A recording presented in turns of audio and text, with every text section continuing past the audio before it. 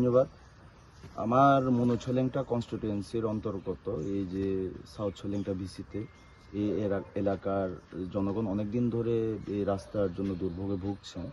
তো বিভিন্ন সময় আমার কাছে ওনারা কমপ্লেন দিয়েছেন যে রাস্তা 2021 থেকে এখানে খুব খারাপ অবস্থায় রয়েছে।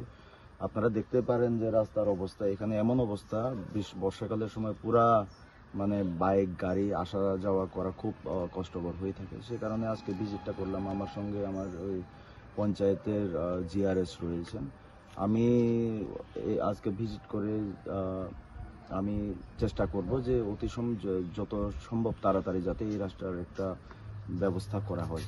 আমি ব্লকের মারফত আমি একটা প্রপোজাল পাঠাবো যাতে এখানে একটা পেপার ব্লকের ব্যবস্থা করা হয়, যাতে এখানের যারা বসবাস করছেন এখানে জনসাধারণ তাদের যাতে অসুবিধার যাতে নিরাময় হয়।